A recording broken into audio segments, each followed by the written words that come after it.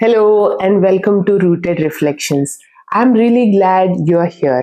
Today feels like one of those conversations that doesn't start with a clear point but slowly finds its way as we talk. Because what I want to share isn't just about sustainability or minimalism, but about how these choices quietly live inside our homes and relationships.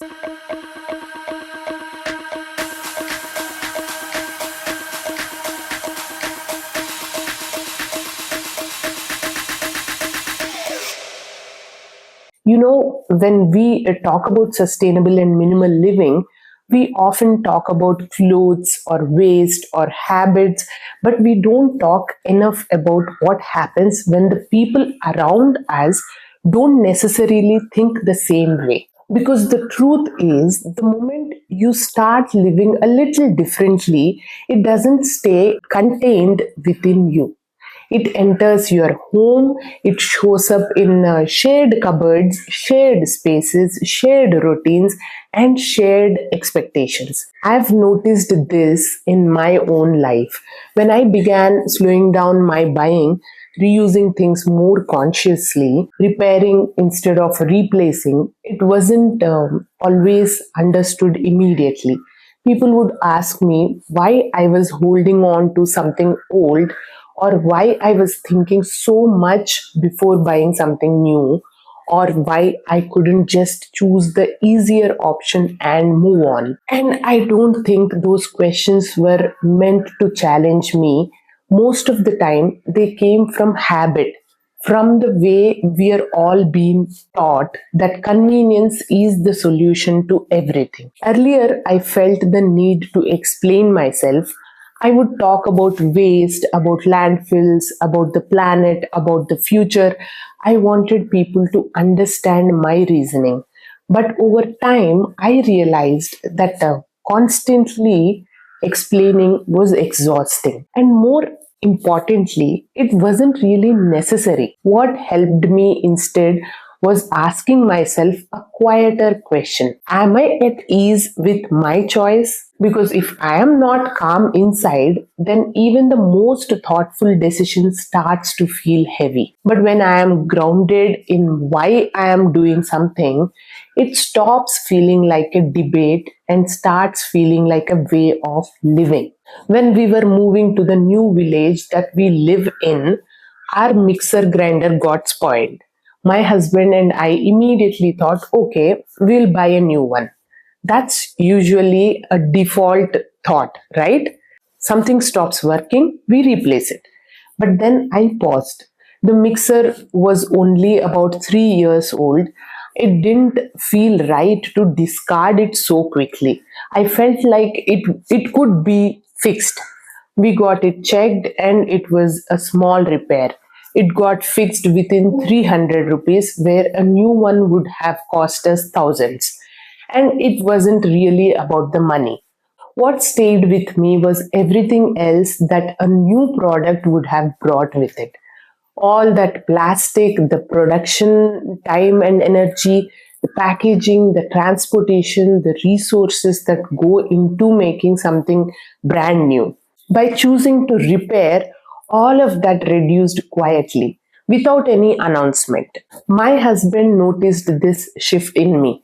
I didn't know if he noticed it because of the reasons I mentioned or simply because the choice felt different, but he did notice. And that meant something to me. Not because he agreed or disagreed, but because the choice was visible.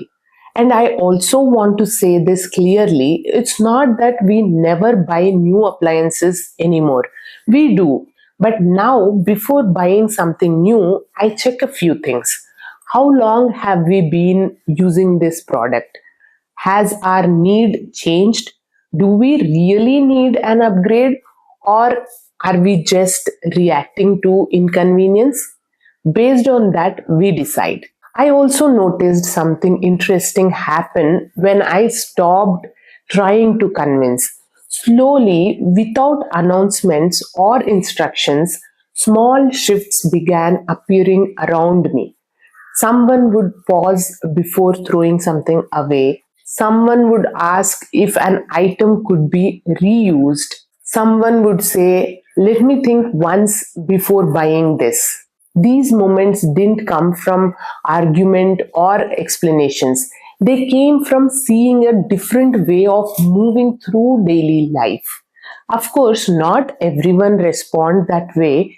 There are still moments when my choices feel inconvenient to others, or unnecessary, or like extra effort, and I have learned to let that be.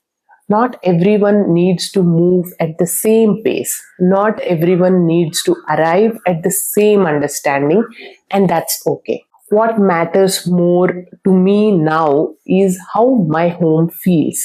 Whether the space feels lighter, whether my relationship with objects feel calmer, whether there is less visual noise, less decision fatigue, and less guilt around having too much. Minimalism for me slowly softened the atmosphere of my home.